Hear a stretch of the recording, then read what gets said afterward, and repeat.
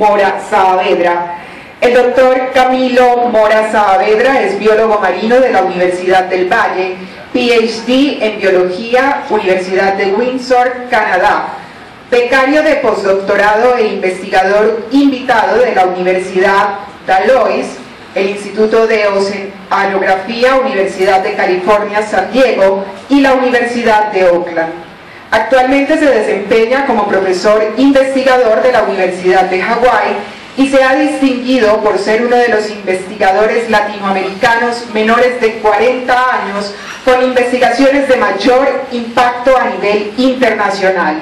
El doctor Mora adelantó el inventario de especies en biodiversidad en el año 2006 y sus trabajos de investigación han sido publicados a nivel internacional en reconocidas revistas académicas de universidades americanas y europeas. A él damos la más cordial bienvenida.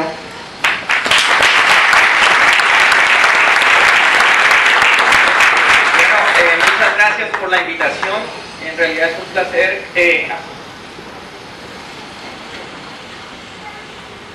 Un placer tener la capacidad de presentarles las investigaciones que hemos venido haciendo alrededor de 20 años, ya llevamos trabajando en esto. Más de 250 millones de dólares invertidos en muchos países del mundo, más de 2.500 investigadores haciendo parte de este trabajo que les voy a presentar a continuación. Durante este tiempo, el laboratorio mío ha publicado alrededor de unos 45 artículos, 2 libros y un libro editado que sale al final de este año. En esta presentación me voy a enfocar solo en 3 artículos que han sido publicados en los últimos 3 años. Lo que nosotros hemos tratado de hacer es entender todo lo que causa la pérdida de biodiversidad. ¿Qué causa que una especie se extinga? Nosotros tratamos de investigar todas las razones por las cuales eso ocurre. Lo que voy a hacer ahora es presentarle uno de esos factores, que es el cambio climático. Y básicamente la presentación se titula La vulnerabilidad biológica y humana al cambio climático. El resumen de esta presentación es que la estamos cagando. Ahorita ustedes se van a dar cuenta porque esa palabra puede sonar muy fuerte empezando una presentación, pero ustedes se van a dar cuenta al final de ella por qué ese título alternativo. Cuando nosotros pensamos en el clima, resulta que el clima tiene un efecto muy directo sobre las especies. Las especies ya están adaptadas a vivir en el clima donde viven. Ustedes aquí, por ejemplo, estos días que he estado aquí en Cali, yo me he estado quejando del calor. Yo no sé si ustedes se quejan del calor también, pero eso lo que significa es que nosotros ya estamos adaptados al clima de nosotros. Resulta que las especies están adaptadas a ese clima. Los seres humanos también dependemos del clima. Indirectamente, muchas de estas especies nos proveen alimento, agua y aire. Los elementos más básicos que garantizan la vida los envían a nosotros esas especies. O sea que indirectamente el impacto del cambio en esas especies va a afectar a los seres humanos también.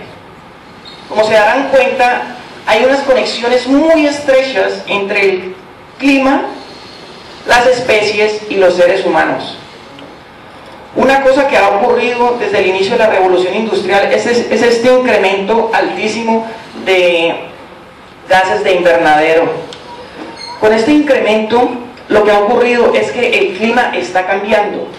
A nivel mundial se ha visto un incremento de 1 grado de temperatura. Proyecciones que ustedes van a ver a continuación sugieren que podemos calentar el planeta hasta 5 grados de temperatura para el año 2100. Patrones de lluvia. En muchos países del mundo, en muchas regiones, hay un exceso de agua y en otras hay una carencia de agua absoluta. El nivel del mar se está subiendo en muchas partes del mundo, el pH del océano se está reduciendo y muchos otros factores adicionales están cambiando en respuesta a este incremento de estos gases. Pues resulta que como nosotros estamos tan interrelacionados con el clima, estas especies ya están cambiando. El clima nos cambió para una especie, la especie tiene que tomar una decisión. Bueno, este clima ya no me sirve a mí. Resulta que a medida que nosotros cambiamos el clima, todas las especies del mundo, incluyendo nosotros, nos vamos a encontrar con 3 opciones. La primera opción es moverse. La especie está muy caliente, esto aquí, bueno, yo me voy a mover para otro lugar donde está más frío. Y hoy en día lo que hemos encontrado es que muchas especies a nivel mundial se están moviendo de los trópicos hacia las partes más, hacia las latitudes más altas, porque los trópicos ya está muy caliente, todas estas especies están desplazándose hacia latitudes más altas. Otras especies a nivel de las montañas, por ejemplo, tienen unos rangos de distribución muy bajos y ahora lo que está pasando a estas especies es que están moviendo hacia arriba. Desafortunadamente no todas las especies en el mundo tienen esta opción. Piensen por ejemplo las especies que hay en una isla. Si se le cambia el clima a una especie terrestre de una isla, esa especie no tiene chance de irse más para arriba, que tiene el océano. ¿Ves? Esa especie va a tener la segunda opción. La segunda opción es adaptarse.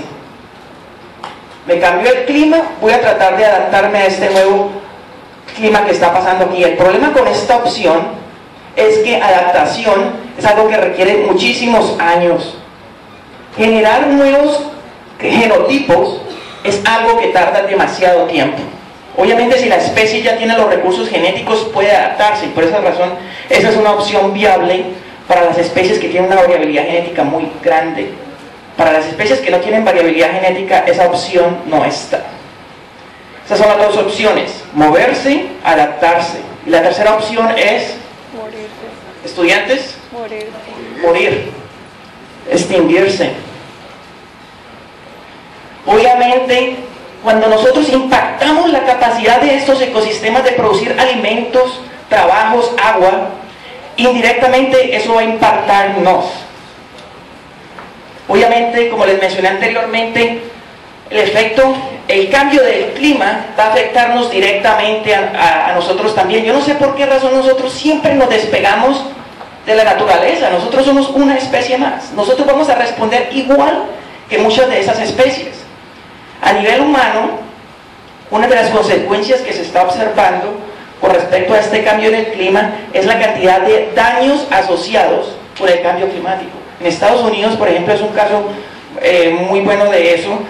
La cantidad de millones de dólares que los Estados Unidos pierden todos los años cada vez que hay esos huracanes. Estos huracanes no solo están incrementando en frecuencia, sino en la intensidad. Más tifones, todo.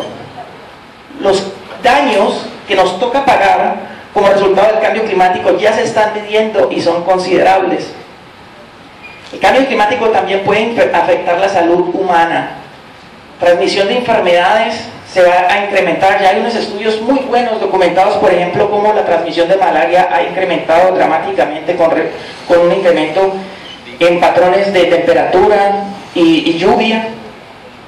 Lo más crítico de esto que encontré este año es que el clima climático nos puede matar.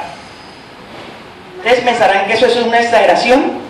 Bueno, resulta que en el año 2005 hubo una ola de calor en Europa que mató 50.000 personas. Los ataques del septiembre 11 en Estados Unidos mataron alrededor de 5.000. Una ola de calor mató 50.000 en un año. Uno podría clasificar el cambio climático como un terrorista hoy en día si uno ya quisiera. Entonces resulta que nos estamos interesados, de hecho ahorita estamos estudiando esto, de mirar si esto es algo que en realidad es común o no. La razón por la cual esta ola climática de Europa fue tan famosa es porque obviamente le dio a Europa y pues porque mató 50.000 personas. Decidimos investigar qué tan común es esto. Resulta que encontramos más de 2.000 artículos documentando olas invernales donde gente ha muerto. Y eso está ocurriendo en todas partes: Brasil, Chicago, Nueva York, Australia, New Zealand, donde los incrementos de temperatura han sido tan severos que la gente se ha muerto. Obviamente, otro factor humano que se va a ver afectado por el cambio climático es el hecho de que va a forzar a muchas personas a moverse. Y esto quizá a nivel militar es lo más preocupante. De hecho, nosotros hoy en día tenemos gente del ejército de los Estados Unidos interesada en investigar esto. ¿Por qué? Imagínense, por ejemplo, el borde de Estados Unidos y México. ¿Qué pasa el día que la agricultura en México termine, que esa vaina no genere más comida? ¿Qué le pasa a todos esos mexicanos desempleados? ¿Para dónde ustedes creen que esa gente se va a coger? A Estados Unidos. Ese borde entre Estados Unidos y México ya está caliente. Ahora imaginen ustedes si le aumentamos la calentura del cambio climático a esta vaina, esta cantidad de gente que se va a migrar para Estados Unidos. Bangladesh es otro ejemplo muy interesante. Resulta que Bangladesh, como resultado del cambio del nivel del mar, mucha de esta gente se va a quedar sin tierra. La probabilidad de que esta gente migre, obviamente, a menos de que aprenda a vivir en el agua, es moverse al país más cercano. Y el país más cercano es India. Resulta que esos dos países se odian. Uno es de una religión y el otro es de otra. Y uno se queda sin tierra. ¿Qué hago yo allí? Pasarme al otro. Indonesia. Nosotros tenemos ya bien calculado que los arrecifes de coral no van a ser capaces de tolerar los cambios climáticos que van a ocurrir. Resulta que en Indonesia uno de los principales generadores de empleo son los arrecifes de coral. Si esta gente pierde el empleo en Indonesia, lo que va a ocurrir es que esta gente se va a cruzar a Australia. Esto ya lo estamos viendo. De hecho, esta semana nomás salió un artículo en la revista Science demostrando cómo a medida que estos ecosistemas son tan impactados, las especies se vuelven muy difíciles de coger. Como ellos son países en pobreza, lo que hace la gente allá es esclavizar a los niños, que son una mano de obra barata para coger esas especies, las cuales ya están tan raras que no tienen labor. Y eso todo consecuencia de estos berracos gases que estamos tirando a la atmósfera. Desafortunadamente, este entendimiento generalizado del impacto climático, el cual requiere un entendimiento del clima, de la ecología y de la sociedad, no existe. Ese conocimiento no existe. La razón por la cual no existe es que es demasiado complejo articular estos tres sectores del conocimiento. Por este lado tenemos los climatólogos. Estos climatólogos, si hay alguno aquí, espero que no se sienta ofendido, pero esta gente son unos nerdos. Estos manes se sientan enfrente de un computador desde las 6 de la mañana hasta las 8 y lo único que hacen es maciar generando esos modelos matemáticos. Yo he tenido la fortuna de entrar a uno de los computadores que ellos tienen, que son del tamaño de esta oficina, y esa gente, o sea, ustedes les hablan esos manes a uno y uno no les entiende nada. ¿Entendés? Entonces estas personas generan ese conocimiento, pero el conocimiento se queda allí. Aquí tenemos los ecólogos. Los ecólogos son personas como yo que nos gusta ir al campo, monitorear animales, observar la naturaleza, al final del día uno tomarse una cervecita con los amigos mirando el atardecer. Ahora ustedes lo que nos piden a nosotros es que nos vayamos a una oficina, nos sentemos 24 horas del día, si es posible, a mirar enfrente de una pantalla.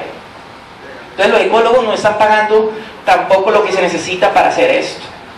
Y aquí tenemos los sociólogos. Los sociólogos es a los que peor les va en este cuento.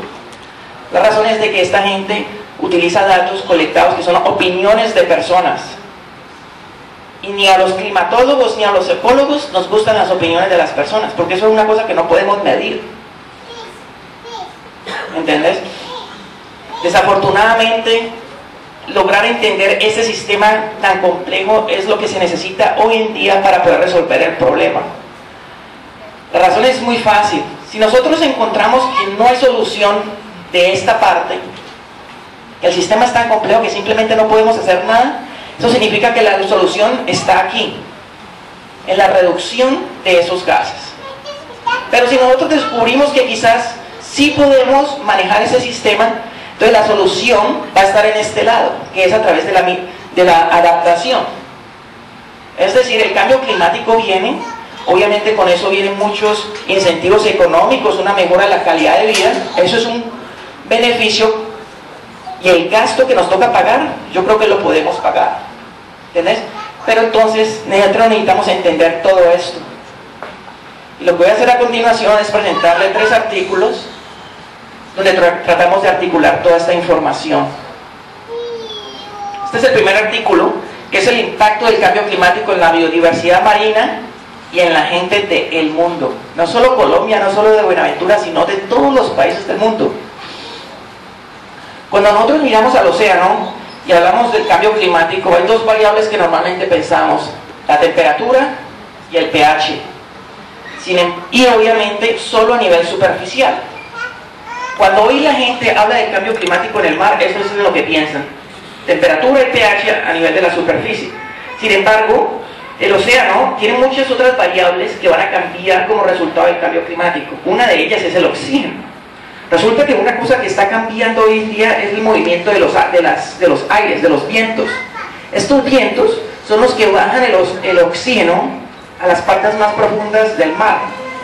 Cuando esos vientos paran, el oxígeno deja de entrar al fondo del mar y como resultado hay unas cosas que se llaman zonas muertas, zonas anóxicas, donde el nivel de oxígeno ha caído tanto que estas especies simplemente se mueren asfixiadas en su propio medio.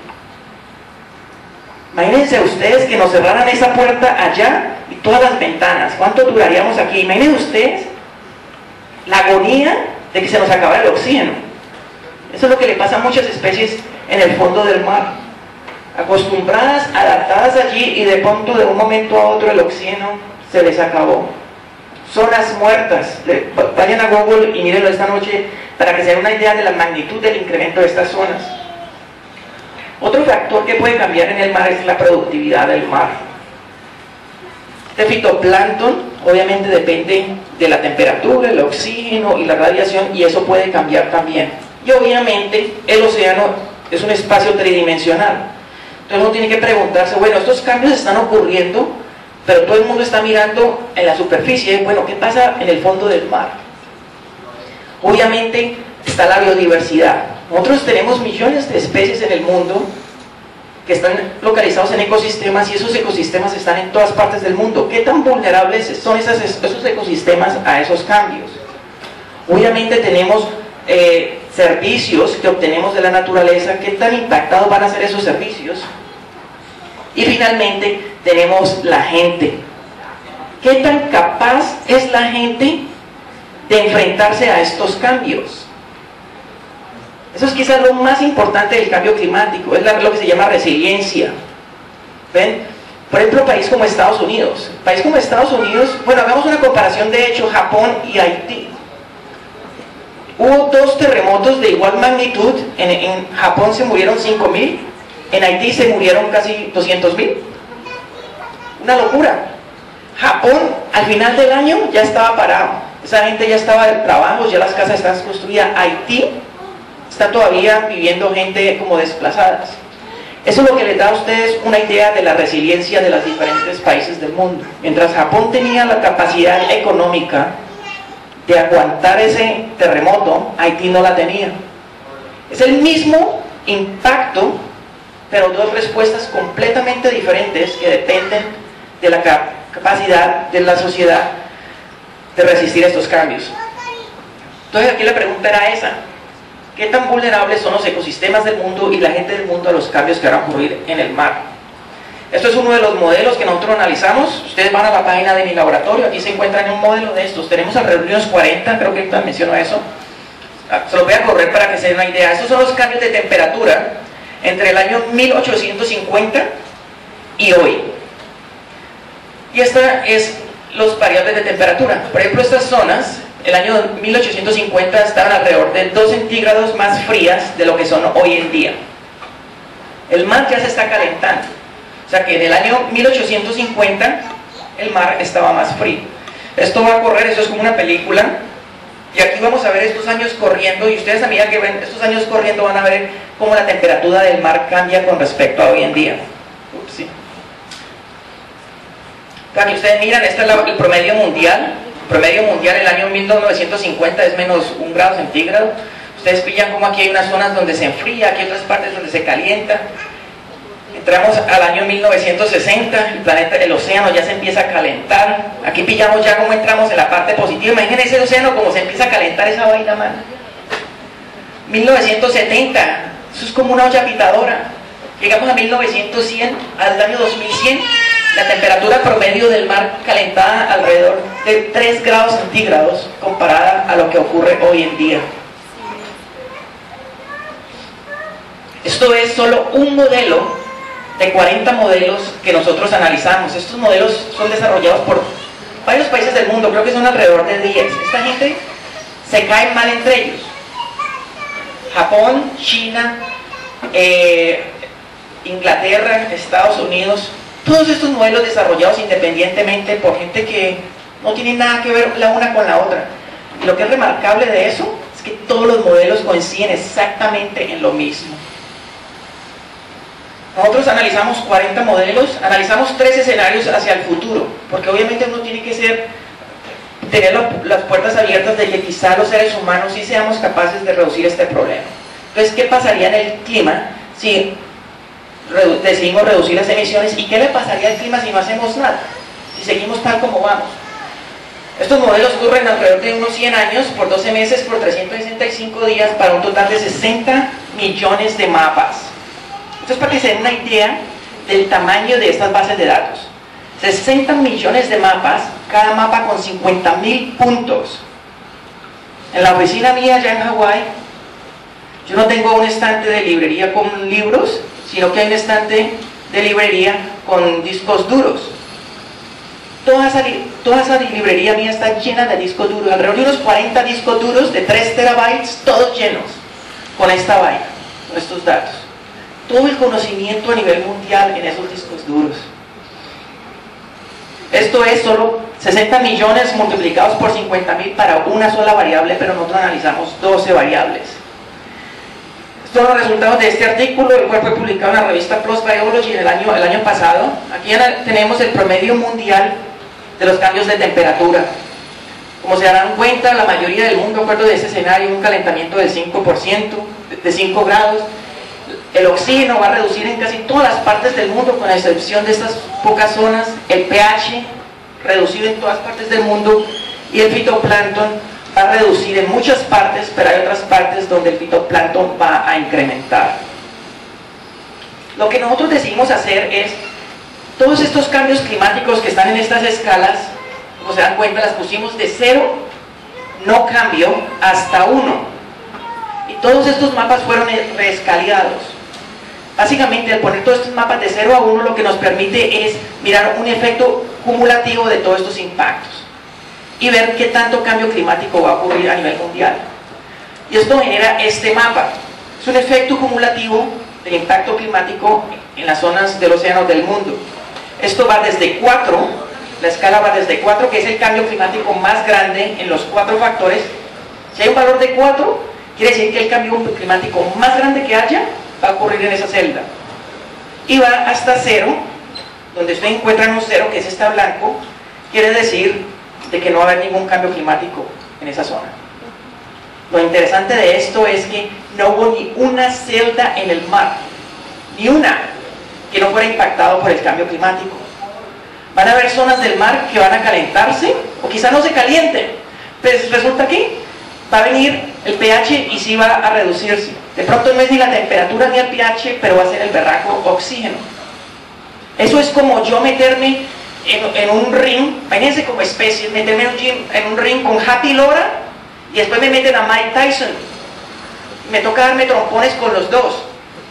Con Happy Lora nomás yo ya estoy listo. Pero ahorita me meten a Mike Tyson y encima de eso se traen a 2 más.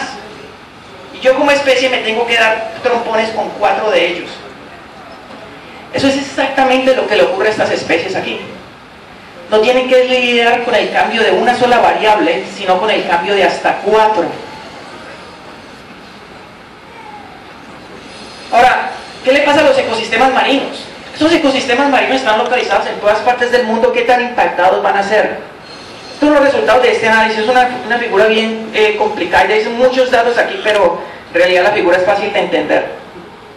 Nosotros tenemos esos ecosistemas, todos digitalizados con imágenes satelitales. Trabajamos en colaboración con muchos investigadores del mundo que nos dan esos datos a nosotros. Nosotros sobrelapamos estos ecosistemas con estos cambios y nos permite calcular qué tanto cambio climático va a ocurrir en cada ecosistema. Y eso lo ponemos aquí a nivel mundial. Estas rayas es el promedio mundial del cambio climático que va a ocurrir, por ejemplo, aquí en los corales. La temperatura, por ejemplo, en los corales va a haber un incremento de 2.5 grados centígrados. Donde están localizados los corales hoy en día va a haber un incremento de 2.5 grados centígrados. los manglares, alrededor de unos 3, pero básicamente lo que esta figura quiere decir es que si ustedes están por debajo de esta línea, quiere decir que va a haber un impacto climático negativo.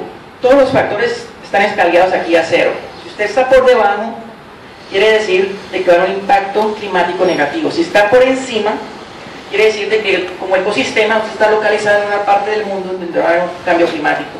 Resulta que desafortunadamente todos los ecosistemas del mundo están tan de malas que están localizados en zonas por debajo de esa línea. Todos los ecosistemas del mundo que analizamos, 32, localizados en zonas que van a ser afectadas por el cambio climático. No hubo ni uno solo, estuviera por encima, unas pequeñitas zonas por aquí en estas regiones frías donde quizá el impacto climático no vaya a ser tan severo. Ahora pensemos en la gente. ¿Qué tanta gente es vulnerable a esto? Lo que nosotros decidimos hacer aquí es utilizar datos a nivel mundial de la población, de la distribución de la población humana. ¿Cuánta gente vive en el mundo hoy? 7 billones de personas.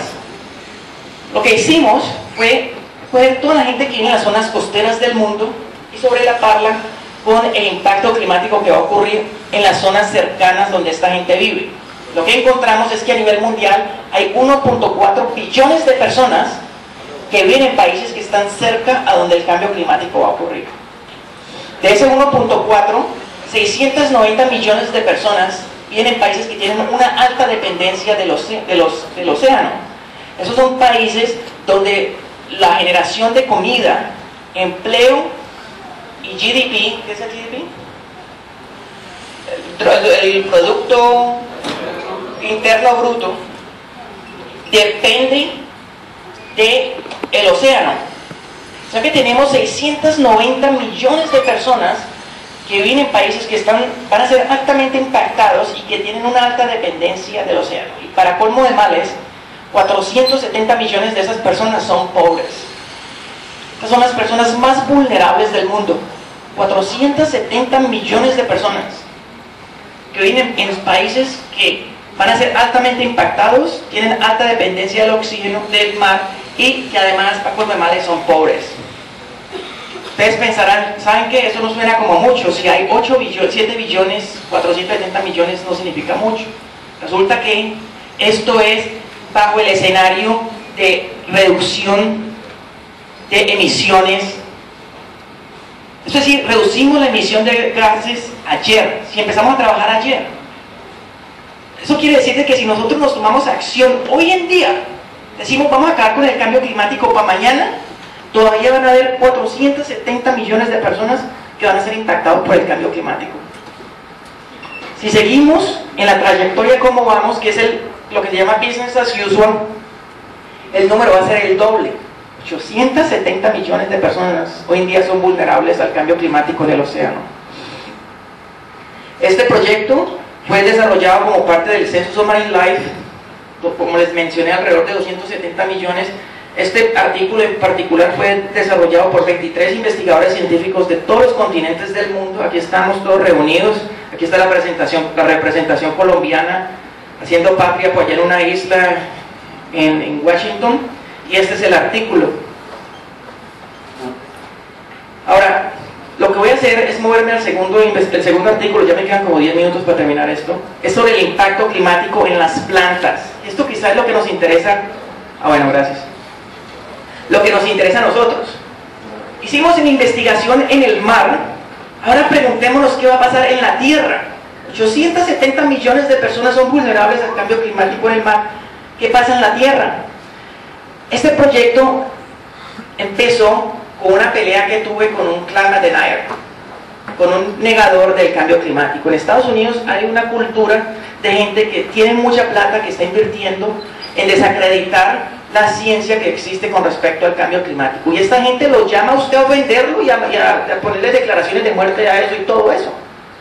Cuando un artículo salió, que nos salió en el New York Times, Washington Post y hasta Palberraco, claro, nos volvimos el target de estos climate deniers, y a las 3 de la mañana yo recibía llamadas de gente loca.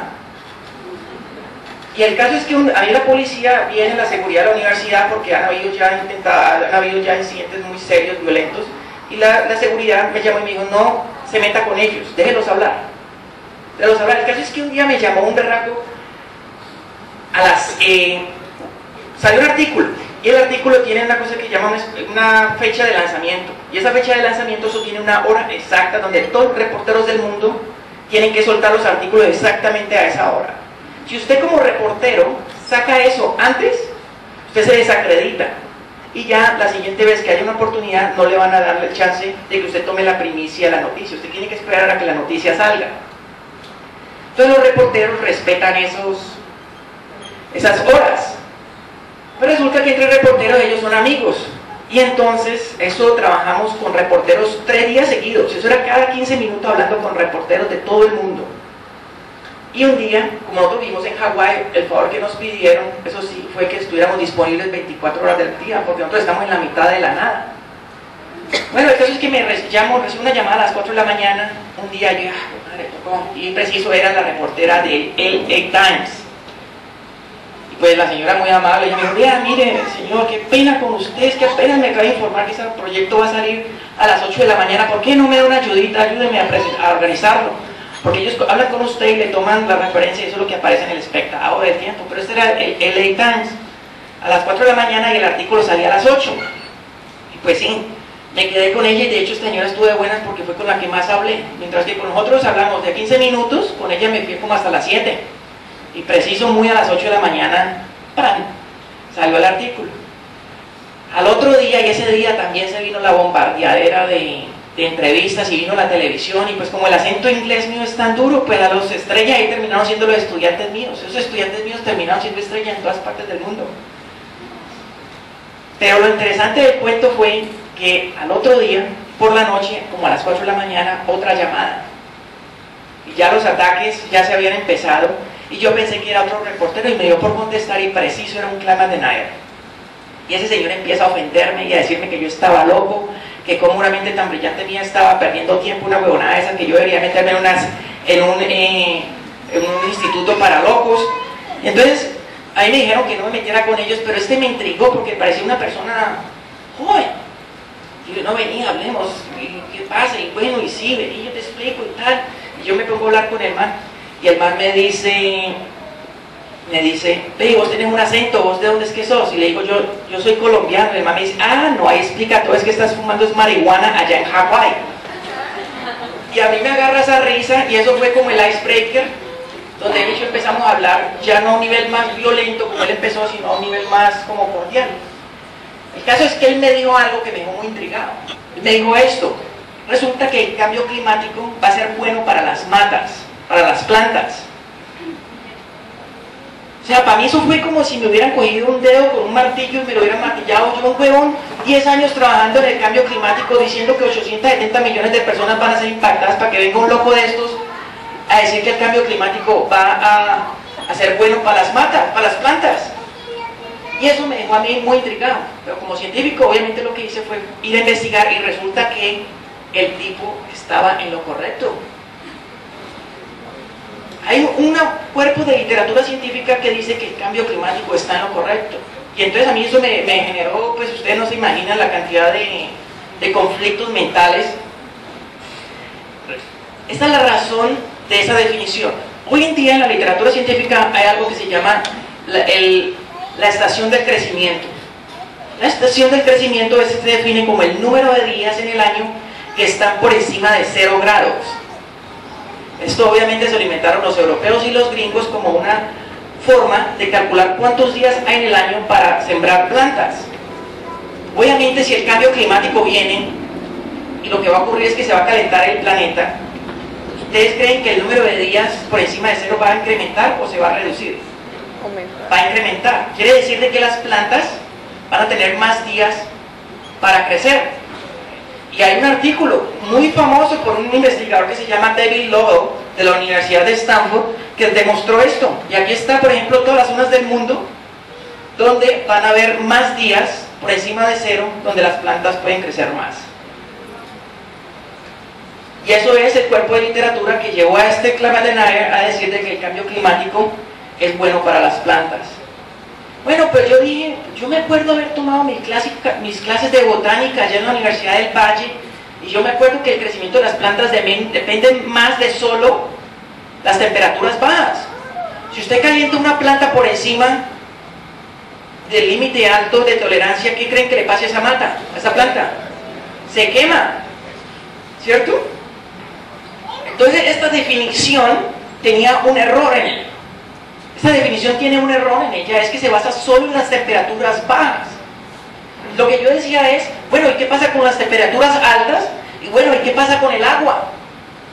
¿Y qué pasa con la radiación? Todas estas son características que determinan el número de días en el año en las cuales las plantas pueden crecer. Y eso fue lo que llevó a la siguiente investigación.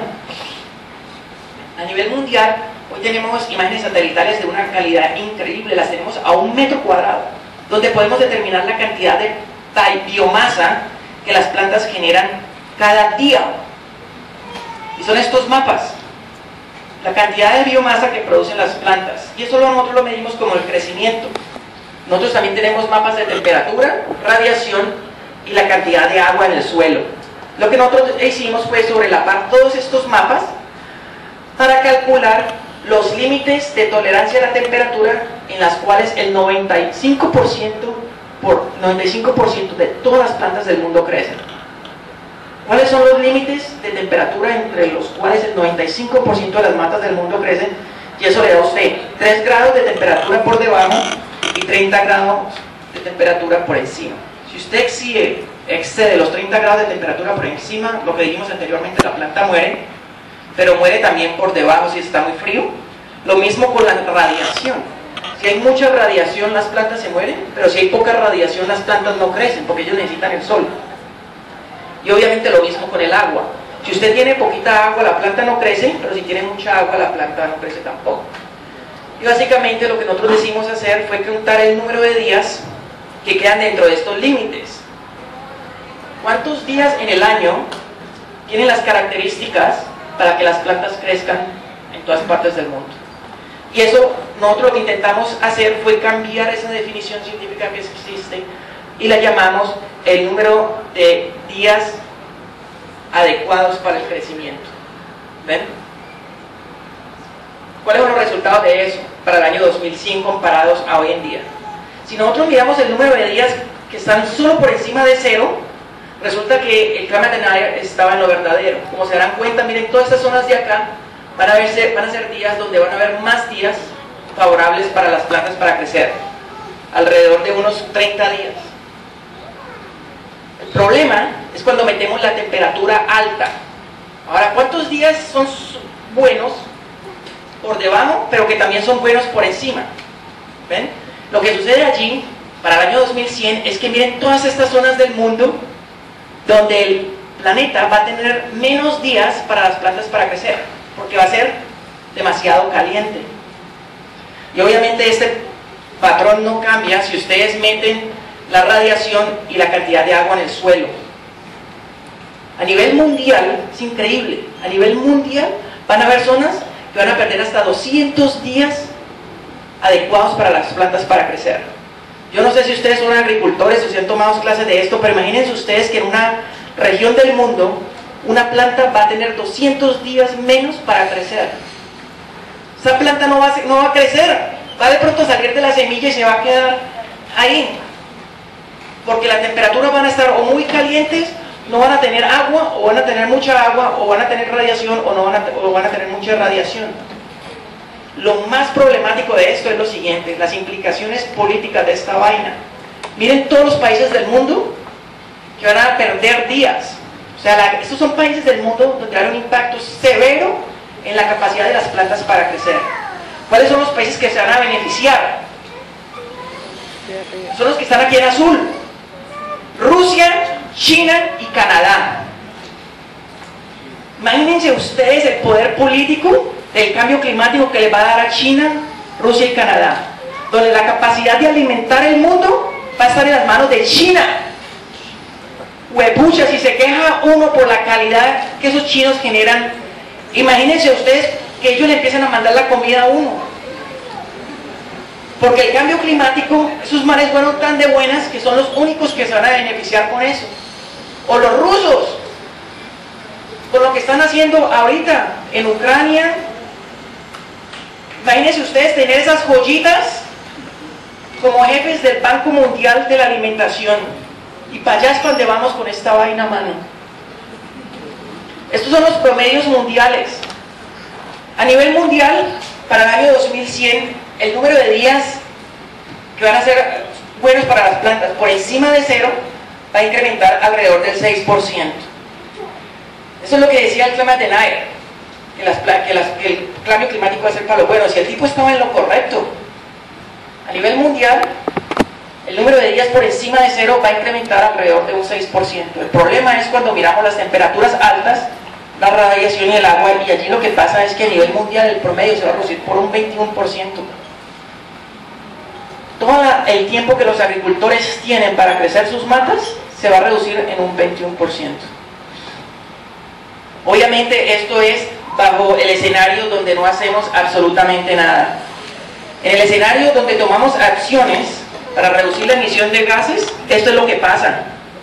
No hay cambio. No hay ni un solo cambio.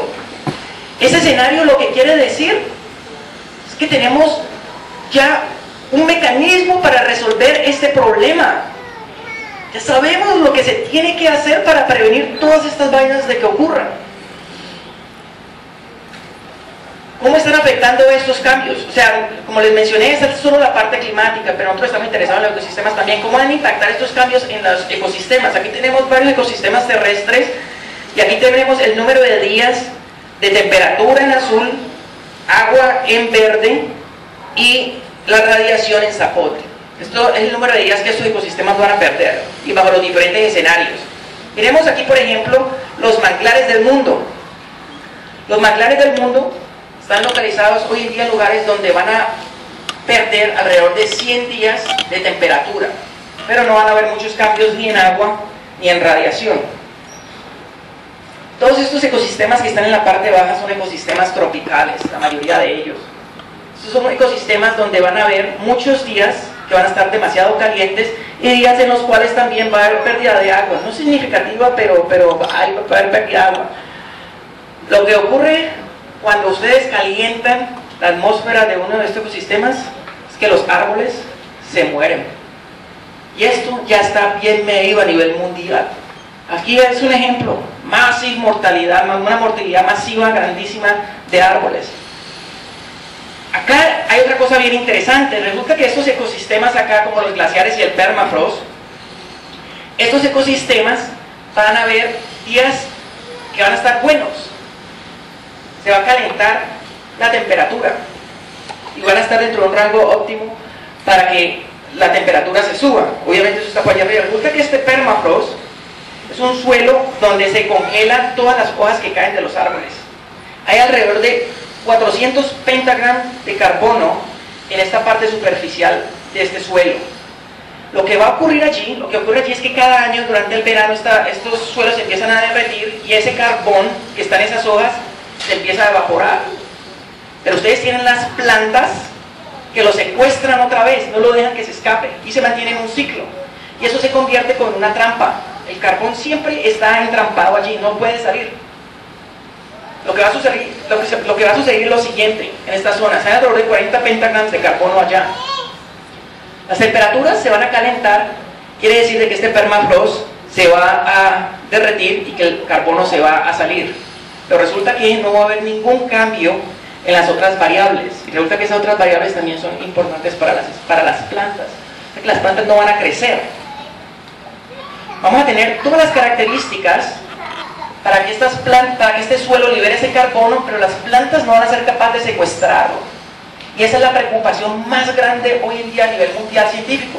Es el nivel en el cual nosotros estamos poniéndole un fósforo a bombas atómicas de carbono. Porque estamos generando la forma de que el carbono se vaya, pero no tenemos cómo secuestrarlo. Y eso genera unos que llaman feedbacks, a raíz del cual el cambio climático que nosotros estamos generando nosotros mismos se ve acelerado por la respuesta de estos ecosistemas. Para hacer peor las cosas, muchos de esos ecosistemas quizás no se mueren, los ecosistemas tropicales, pero resulta que como ellos necesitan todas las condiciones adecuadas para generar fotosíntesis en términos brutos, es coger el CO2, convertirlo en proteínas. Y eso es como las plantas siempre secuestran ese CO2 de la atmósfera. Pero si las matas empiezan a ser estresadas, lo que hacen es cambiar de fotosíntesis a respiración. Y básicamente convierte todos los ecosistemas mundiales en las zonas tropicales, en lugar de ser reservas de carbono, en ser emisores de carbono.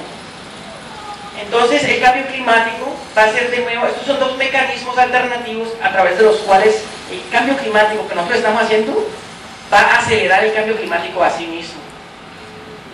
Este es el efecto en los ecosistemas. Ahora, ¿qué tal el efecto en la gente? Y aquí repetimos el mismo experimento que hicimos en el artículo anterior, y las cosas sí son peores. 3.6 billones de personas, más de la mitad de la población humana, hoy en día viven en países que van a ser altamente impactados por el cambio climático. Como les mostré anteriormente, de hecho solo hay 3 países en el mundo que se van a beneficiar de esta vaina. 3.6 billones de personas, de las cuales 3 billones tienen una alta dependencia de la agricultura, sea por alimento, empleo o el Producto Doméstico Bruto que se genera de cada país. Y de esos, 2.3 billones son pobres. Son las personas más vulnerables hoy en día a nivel mundial al cambio climático que va a ocurrir por el efecto que ocurre en las plantas. Súmenle a eso los 870 millones que van a ser impactados por el cambio del océano, y ahí se dan una idea de lo que se nos está viniendo encima. Estos son los mapas de vulnerabilidad a nivel mundial. Aquí en rojo son los países más vulnerables del mundo y en azul los países menos vulnerables. Una cosa interesante de ese mapa es que la mayoría de los países en África, esos africanos, sí, Dios mío, yo sé qué maldición están pagando, pero por donde usted lo mire, esa gente le va a estar yendo mal, man. Bien llevados que sí están del berraco hoy en día, y mírenlo cómo le va a ir con el cambio climático. Todas estas islas del Indo-Pacífico también afectadas. Lo interesante de eso es que, de nuevo, en azul son los países que se van a beneficiar, que no van a ser tan infectados. Y lo interesante de ese mapa es que no hay ni un país en azul. Yo voy a tomar un receso brevemente para decirles un cambio profesional que me ocurrió a mí. Resulta que, como parte de esta investigación, la cual fui muy afortunado de ser parte del Census of Marine Life, 250 millones de dólares invertidos en esta vaina. Eso era como tener una mujer rica, mano. Eso, cada vez que a uno le ocurría algo, uno iba y lo pedía y ellos se lo daban. El caso es que esa vaina se acabó y fue pucha, y el problema fue para la gente joven, porque la gente que tenía plata y carreras desarrolladas, esa gente ya ni iba ni venía. La gente, para mí, que estábamos como hijos malcriados. Se acabó esa plata, y entonces ahí tiene usted el problema para conseguir plata, man. Y para colmo males me volví profesor, y allá uno entra a un sistema donde a los 5 años te evalúan, y si vos no pasas esos exámenes, bueno, señor, qué pena con usted, pero bueno, gracias por sus servicios, hasta luego, no te renuevan el contrato y te vas. Entonces, para mí, habían 3 retos grandes. Uno, que es seguir publicando artículos, pero para publicar esos artículos necesitas la plata, pero no tengo plata. ¿Ve? Entonces lo que decidí hacer el primer año de mi carrera como profesor fue aplicar a esos proyectos y darme cuenta que esa vaina es más difícil que publicar artículos. Conseguir plata es más jodido que un berraco. O sea que ya me había tirado 1 o 2 años escribiendo ese artículo y se me venía el tenure encima. O sea que al final de 3 años no tenía nada que mostrar. ¿Entendés? Lo único que tenía que mostrar al final de los 3 años era una cantidad de proyectos que nadie me había financiado. Entonces yo dije, no, esto no me va a quedar grande a mí. Entonces lo que decidí hacer fue lo siguiente.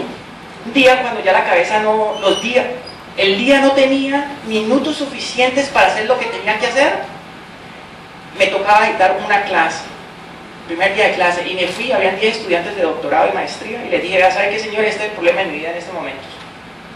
Yo no tengo tiempo para dictar esta clase a ustedes, pero tengo que escribir un artículo. Entonces lo que voy a proponer es lo siguiente, la clase es para hacer estudios, análisis estadísticos. Lo que vamos a hacer es hacer el artículo como parte de este curso, y ese artículo lo vamos a publicar en la revista Nature. Si ustedes tienen una idea de las revistas más duras del mundo, está Nature y Science, y allá de hecho publicar en Nature y Science es la cosa más imposible del mundo. O sea, eso publicar allá es la cosa más berraca. Usted manda un artículo y a las 2 horas eso es como un mensaje automático que le dice: no, no nos gusta su artículo, gracias. De hecho hay un chiste entre los científicos que trabajan allá que si nosotros está aplicando un trabajo, uno tiene el artículo listo para Nature y tiene uno que tener la aplicación para el trabajo. Y en la aplicación para el trabajo en el CV uno dice: artículo enviado a la revista Nature. Usted coge y manda el artículo a Nature y 5 segundos más tarde tiene que mandar la aplicación al trabajo para que lo que esté en el CV sea verdad. Porque usted lo mandó y en el CV suyo dice: tengo un artículo que mandé a Nature, y eso es verdad, pero el cuento es que 2 horas más tarde eso va a ser mentiras. Entonces llegué y le dije a ellos, eran 2 estudiantes, y les dije: ¿sabe qué? Vamos a publicar este artículo, vamos a escribir para la revista Nature. Eso para esos estudiantes, pues obviamente los que saben de esta vaina, ellos dijeron: no, este man está loco, aquí vamos a perder nuestro tiempo. Y 2 de los estudiantes se me fueron de la clase. Y los otros 10 sí nos quedamos ahí. Y decidimos trabajar ese año en ese proyecto y ya lo llevamos 3 veces. Y lo más curioso del mundo es que logramos publicar el artículo en la revista Nature con los puros estudiantes. ¿Y sabe qué es lo más bacano? O sea, esto resultó siendo como una lotería para mí. ¿Por qué? Pues porque ya tenía artículos para mostrar. Los estudiantes me estaban dando las mejores evaluaciones de todos los profesores en la universidad. Y para colmo de males tenía mano de obra gratis. Todos los estudiantes trabajando para mí gratis. Y obviamente pues uno tiene como profesor que dedicarse demasiado tiempo a este tipo de cursos y uno empieza a trabajar desde las 8 de la mañana hasta las 3 de la mañana. Y eso así es todos los días. Cuando al final, cuando ya tiene usted casi todo terminado, eso va desde las 8 hasta las 3 de la mañana. Y la mujer mía según estaba pensando que yo tenía una moza, mano. Porque yo llego a las 3 de la mañana a la casa y la mujer mía es: mijo, pero ¿cómo así? Esto son las 3 de la mañana, ¿usted qué está haciendo a estas horas? Y eso es todos los días. Eso no es de una noche. Por ahí, no, eso es todos los días llegando yo a las 3 de la mañana. Eso ya es sospechoso por sí solo, y la excusa con la que yo llegaba a la mujer mía es: mija, pues es que yo estaba enseñando clase. Imaginen ustedes, ¿quién le crea uno de cuento llegando uno a las 3 de la mañana todos los días? No, mija, que estoy enseñando clase. Pero obviamente se generan relaciones humanas muy grandes con los estudiantes y como les digo, hoy en día tenemos 3 cursos que han sido desarrollados con los estudiantes. Aquí están todos los estudiantes míos, este es el laboratorio de computadores mío. En esta otra pared acá están los otros computadores y pues aquí está el profesor Camilo Mora ahí quitando su clase. Y como les mencioné, 3 artículos publicados a través de este sistema. El último artículo que les quiero hablar, y ya con eso sí termino, es ¿cuánto tiempo tenemos? Ya les conté toda esta vaina que va a ocurrir, pero ¿cuándo se nos viene encima esto? ¿Cuánto tiempo nos queda? ¿Nos queda 1 año, 1 minuto, 100 siglos, 200 siglos? ¿Cuánto tiempo? Para eso decidimos inventarnos un término que se llama el año en el que el clima va a cambiar para siempre. Déjenme les explico este índice que nos inventamos. Este es uno de los proyectos con estudiantes que publicamos en la revista Nature del año pasado. Imaginen esa localidad que es Hawái. Esta es la temperatura a lo largo del tiempo para esa localidad. ¿Ven? Va desde el año 1850 hasta el año 2005. Esa es la variabilidad de la temperatura para esa localidad. Hubo un año en el cual la temperatura fue muy fría y hubo este año aquí que la temperatura fue muy caliente. Y básicamente nosotros cogemos ese mínimo y este máximo y definimos una zona que definimos como la variabilidad climática de ese lugar. ¿Cuál es la variabilidad climática de un lugar en los últimos 150 años? Y lo que hacemos es después mirar nuestros modelos climáticos para calcular el año en el cual el clima se sale de esa variabilidad. Básicamente es el año en el cual la temperatura va a ser completamente diferente de cualquier cosa que hayamos visto en los últimos 150 años. Si ustedes en el futuro se han quejado de un calor, ese año es el año en el cual se van a seguir quejando cada año de ahí en adelante. Para esta localidad, ese año es el año 2029. Marca el año en el cual el clima se va a mover por encima de cualquier cosa que se ha visto en la isla de Hawái. Estos son los resultados a nivel mundial. Bajo el escenario donde tomamos acciones para reducir la emisión de gases, resulta que el cambio climático va a ocurrir a nivel mundial en el año 2069.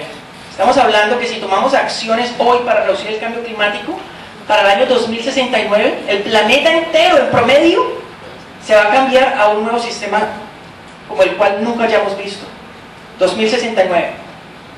Si tomamos acciones. Ahora, si no tomamos acciones, ese año va a ser el año 2047. Puta mano, yo no sé si ustedes se asustan de esta vaina o no, si tienen que venirse a mi laboratorio para que sientan estos números. ¿Cuál es el efecto de esto en los seres humanos? Aquí tenemos la población humana, decidimos sobrelapar nuestros mapas con esto y lo que nosotros encontramos es que a nivel mundial, si tomamos acciones, va a haber 1 billón de personas que van a vivir en lugares donde el clima se les va a cambiar, o 5 billones de personas si no tomamos ninguna acción. Está la pobreza. Son estos países capacitados para enfrentarse a eso. Resulta que encontramos una correlación positiva entre el año en el cual el cambio climático va a ocurrir y qué tan pobres son esos países. Y la correlación es positiva. Imagínense ustedes la ironía en la vida de encontrarnos esa correlación positiva nosotros. Son los países más ricos del mundo los que van a enfrentarse al cambio climático más tarde. Nosotros, los más pobres, somos los que nos vamos a enfrentar con esta vaina primero.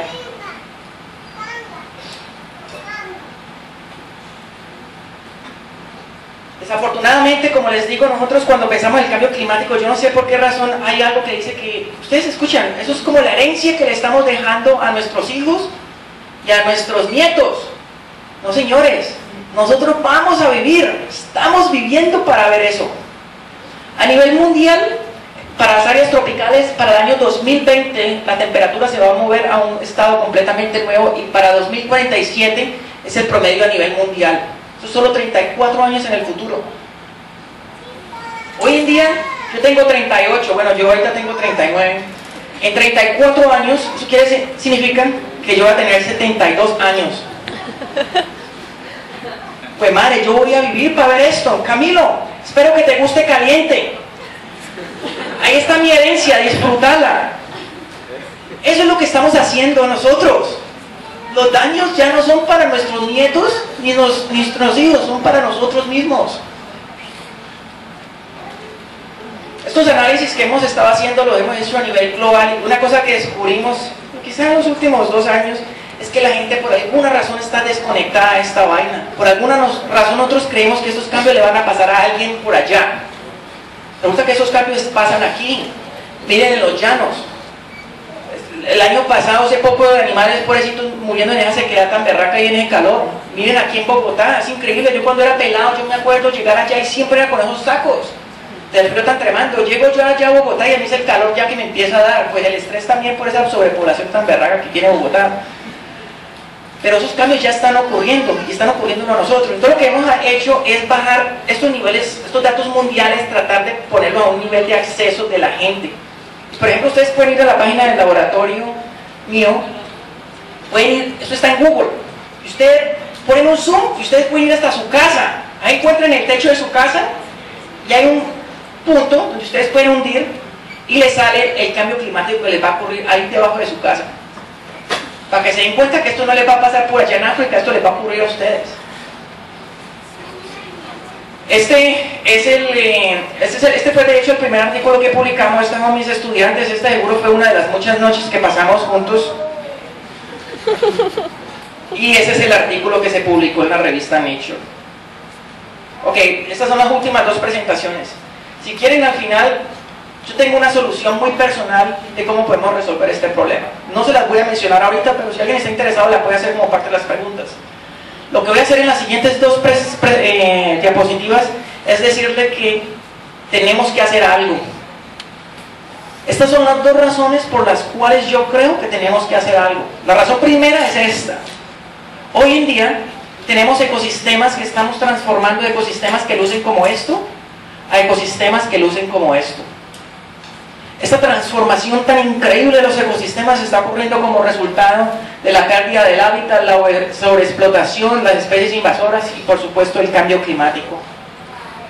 Como científico, para mí lo que más me preocupa de toda esta vaina es que muchos de estos cambios quizás nunca vamos a ser capaces de revertirlos.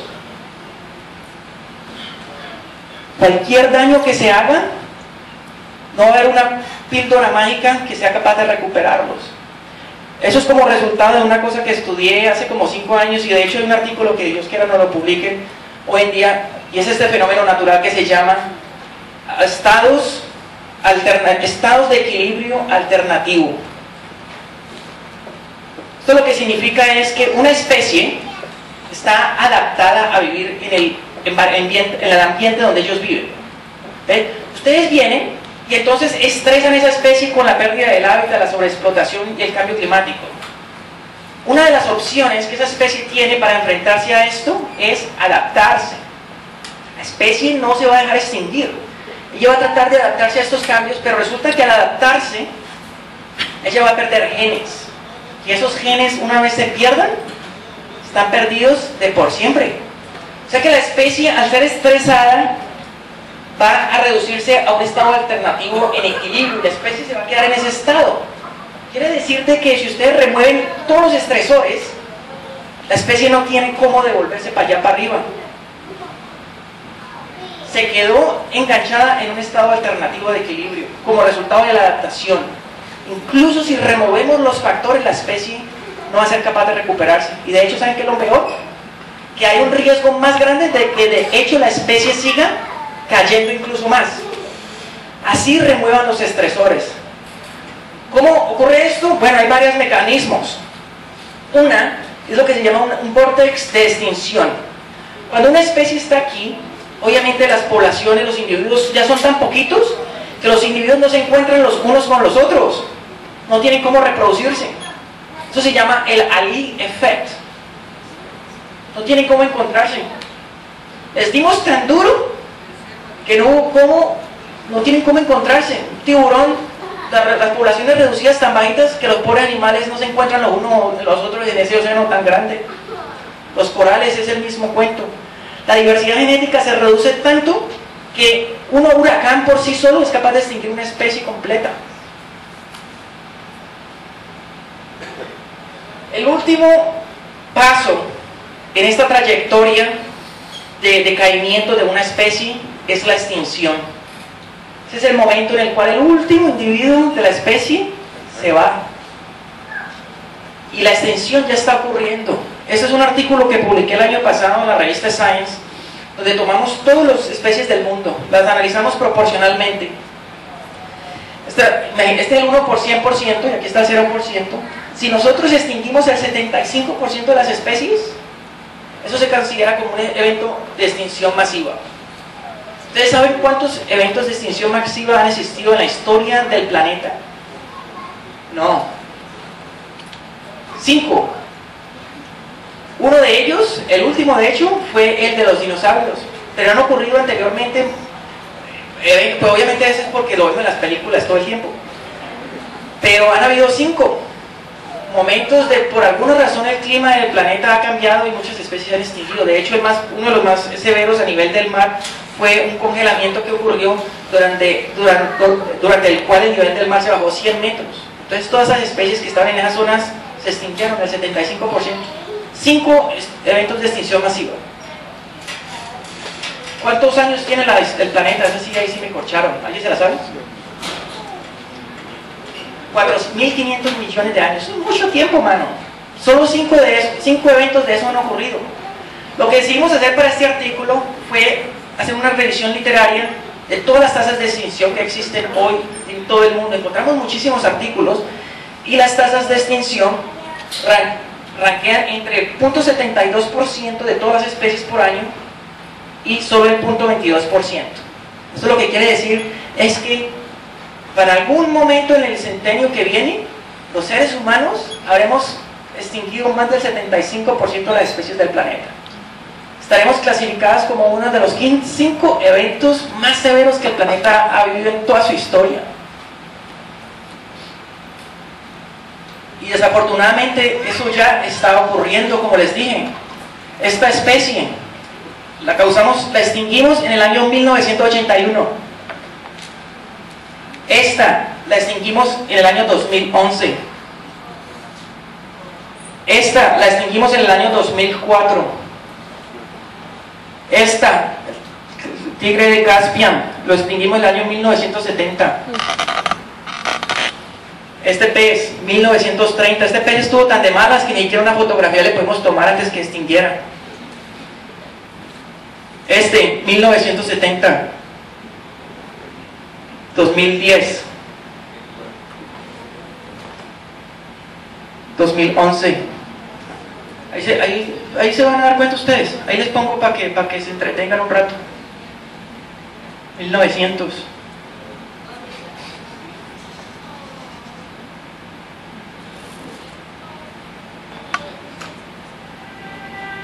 Este, 1936. Tigre de Tasmania. El último animal de esta especie lo mataron en 1930. El último que quedó se murió en el zoológico en Australia en 1936. Miren el desespero. Este es el último animal que quedó de esa especie.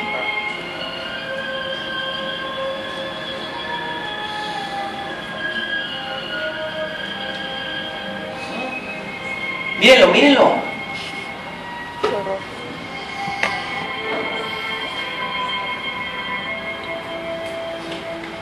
Ahorita les voy a pedir un favor. Pónganse ustedes en el cuero de ese animal. Imagínense que ustedes sean el último que queda. No más mujeres bonitas para ver. No más gente para echarle chismes. El último. Ese es el desespero de ese pobre animal en esa caja. El último que quedó se murió en el año 1936. ¿Saben qué fue lo más cagada de todo este cuento? El hueputa gobierno australiano inventó una ley para proteger el animal en 1936. Inventaron la berraca ley para proteger el pobre animal el año en el cual el último animal se murió. ¿Ah? Esta es una de las especies que hemos logrado catalogar, pero desafortunadamente 20.000 al año se extinguen. Muchas de estas especies desafortunadamente nunca vamos a ser capaces de verlas. ¿Saben por qué? Porque nuestra inversión en la biodiversidad es tan baja que solo somos capaces de descubrir alrededor de 7.000 u 8.000. Se extinguen 13.000 especies al año, de las cuales no tenemos ni idea que existieron. ¿Quién es responsable por esto? Nosotros aquí en el Valle del Cauca, les digo, no estamos libres de pecado humano. Súbanse a un edificio y miren hacia cualquier parte y dense cuenta de la transformación ambiental que hemos tenido. ¿Qué quedó en este Valle del Cauca? Pues puta, ni un palo parado. Hay leyes para proteger las zonas forestales, supuestamente 100 metros, estos berracos ingenios. ¿Cuál es la avaricia? No dejaron ni un palo parado, no dejamos los palos para que los pájaros pongan los nidos, los humedales para que las tortugas tengan donde nacer, las presas de los carnívoros. Aquí ocurriendo en el mismo Valle del Cauca. ¿Y saben qué es lo más caro de todo esto? Que ninguno aquí nosotros nos damos cuenta de eso, mano.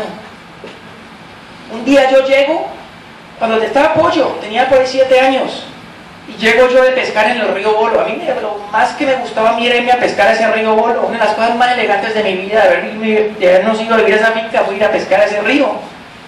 Y un día llego yo con un barbudote me cogí, mira, del tamaño así, ese tamaño, el pescado más grande. Y yo llego a la casa, y yo tenía unos estanques, y yo llego corriendo porque no me quería que me murieran, y estaba mi papito ahí. Le digo: papito, mira el pescadote que me cogí, y lo metimos y el pobre animal se murió. Pero mi papito, yo mirando allí, mi papito me dice, mamándome gallo a mí, me dice: no, mijo, en la época mía yo cogía peces del tamaño suyo en el río. Ay, yo decía, mi papito sí es más exagerado, man, y claro que mi papito sí era más cuentero. Yo nunca le pude creer al viejo de ese pescado, sino hasta cuando terminé un PhD. ¿No es lamentable poder entender que el hombre tenía la razón, y que lo que me tomó entenderlo a él, fue hacer un doctorado? En ese momento fue donde me di cuenta que estos cambios están ocurriendo, pero están ocurriendo a lo largo de las generaciones. Son las personas más viejas de aquí, de este auditorio, que conocen cómo es que esta vaina era hace 50 años. Nosotros nacimos ya con la caña de azúcar. O sea que nosotros no vamos a dar cuenta de la transformación que ha ocurrido. Con los viejos se mueren esos puntos de referencia. O sea que este cambio no lo observamos y por esa razón es que no actuamos. En la literatura eso se llama shifting baselines. Los puntos de referencia siempre van cambiando y obviamente para nosotros no ha ocurrido un cambio. 20.000 especies extinguidas, 13.000 de las cuales no tenemos ni idea que existieron. Ahora, no se preocupe por esas especies. Yo quizá porque soy muy romántico y crecí en una finca y yo estoy muy apasionado por estos animales, pero preocupémonos por la gente. Estos ecosistemas, como les mencioné anteriormente, generan goods and services para la humanidad. Alrededor de 34 billones de dólares al año, publicado en la revista Nature. Eso es lo que genera. Los Estados Unidos, el presidente Obama casi ni es reelecto porque tenían un déficit de 3 billones de dólares. Eso es lo que produce la naturaleza cada año, 3 veces. Y eso desafortunadamente va a impactar el estado de vida de los seres humanos. Hoy tenemos 1 billón de personas que están hambrientas. A nosotros aquí eso no tiene ningún sentido porque desayunamos, almorzamos y comimos hoy en día. Pero hay 1 billón de personas aguantando hambre exactamente en este momento. Estos son personas que están viviendo en ambientes que están tan deteriorados que no son capaces de proveer los elementos más básicos para garantizar una calidad de vida para esas personas. 1 billón. Esa es la razón, una de las 2 razones por las cuales yo creo que tenemos que hacer algo. La segunda razón es esta. La segunda razón por la cual tenemos que hacer algo es que si nos tiramos este planeta, nos quedamos aquí con él. No hay para dónde más coger. Nos lo tiramos y se quedó usted estancado allí, señor. En la exploración del universo, todo el universo, tan lejos como cualquier aparato creado por los seres humanos puede haber, hemos descubierto que hay alrededor de unos 100 billones de planetas que lucen como el planeta Tierra. 100 billones. De esos 100 billones, solo 10 tienen la capacidad de albergar vida como el planeta Tierra. Son 7 características que se necesitan para la vida. Solo 10 de 10 billones tienen la capacidad de esas características. Quiere decir de que la probabilidad de encontrarnos un planeta como el nosotros es 1 en 1 billón. Esa es la probabilidad de encontrarnos otro planeta. Ahorita déjenme contextualizarles esta probabilidad estadística. ¿Aquí alguien conoce a alguien que se haya ganado la Lotería Nacional una vez? Bueno, menos mal, porque de hecho una vez alguien me dijo que sí se la había ganado y se me tiró la analogía que le quería decir. La probabilidad de ganarse la Lotería Nacional es 1 en 200 millones. Y nadie conoce a una persona que se la haya ganado una sola vez. La probabilidad de encontrarnos otro planeta como el nuestro es 1 en 1 billón, que sería análogo a ganarse la lotería 5 veces. Una detrás de la otra. No 5 veces en su vida, sino 5 veces de seguido. ¿Cuál es la probabilidad de que usted se encuentre esa persona? Lo que quiere decir de que si nos tiramos este planeta, señores, aquí nos quedamos. No tenemos por dónde más coger. Y esa es la segunda razón por la cual tenemos que hacer algo. Quiero cerrar con esta es la última diapositiva. Quiero cerrar con un comentario que hizo uno de los presidentes de Estados Unidos, Benjamin Franklin. Y él dijo, ¿cómo es que te llamas tú?